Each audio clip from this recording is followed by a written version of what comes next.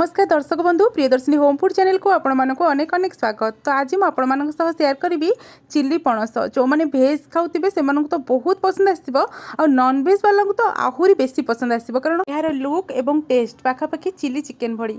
तो निहाती भाव में आज रेसिपी को फुल वॉच करूँ। रेसिपी भल लगे वीडियो को लाइक करने सहित मो चैनल को सब्सक्राइब निहाती करेंगे। प्रथम ये चिल्ली पणस कौन कौन सामग्री दरकार आपण मानक प्रथम देखी दूची। तो ये मुझे किसी पणस ताको काटिकी परिष्कार कर धोई नहीं आसी मीडियम पीस रे आपण माने काटिबे। तापर हमर कैप्सिकम पियाज कंचा लंका रसुण अदा नहीं जाइए काटिकी आ देखो कैप्सिकम आ पियाज याकू मध्य आपण माने मीडियम साइज रो काटी नेबे। तापर ये कॉर्नफ्लोर धनिया पत्र गोलमरिच गुंड धला राशि टमाटो केचप एवं सोया सॉस मीट मसला एवं लंका पाउडर नहीं तापर मैदा नहीं। एबे आमे प्रथमे आमर जो पणस काटिकी रखिथिले ताकू आमे प्रथमे सिझेई दबा। तो प्रेशर कुकर रे पणस दे सारा पर लुण एवं हलदी देकी आवश्यक अनुसार पानी दे दबा।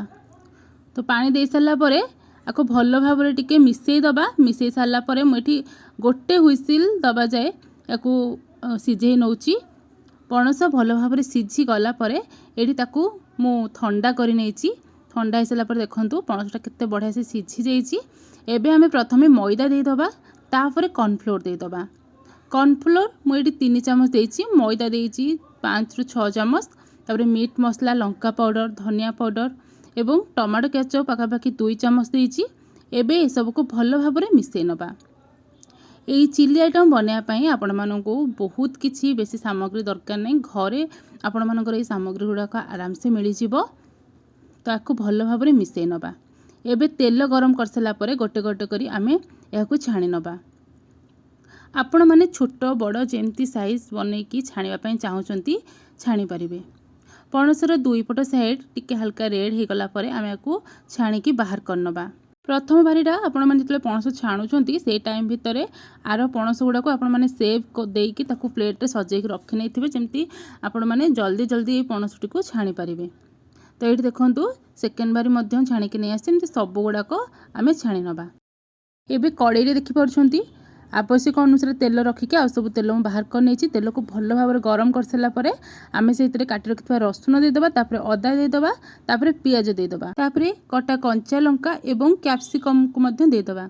एका संगरे आकु आमे भाजीबा जे पर्यंत यह हल्का टिके नरम नहीं आसी। देखंतु किछि समय भाजी नेला पर यह बढ़िया भाव में नरम हो गलानी।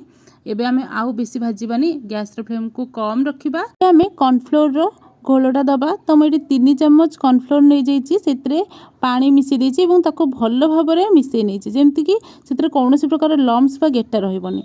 एबे से पानी को आमे कैप्सिकम पियाज जो भाजी थिले सेतरे आमे दे दबा आकु टिके भल भाव में मिसई नबा। एबे आमे सेतिरे 4 चामच पाखापाखि टमाटो केचप दे दबा 2 चामच पाखापाखि सोया सॉस दे दबा तापर आपण माने चाहिए चिल्ली सॉस मते दे पारंती।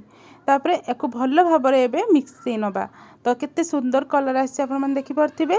एबे आमे कोन करबा ना आमे जो छाणीकी रखिथिले पणसर पकोड़ा ताकू आमे इतरे दे दबा। एबे गोलमरिचर गुंड अध छोट चामच दे दबा किछि धनिया पत्र दे दबा एवं आको भल भाव में मिक्स कर नबा। गैस रो फ्लेम को आपण माने सदा बेले लो रे ही रखिबे या पर ठारू। तो याको भल भाव में मिसई सारा पर टिके सुंदर लुक पाई कि आमे धला राशि दे दबा। एटा ऑप्शनल अछि आपण मानो पाखर जदी अवेलेबल ताले निहाती भाव में देबे तो नाही जदी ताले चलिबो।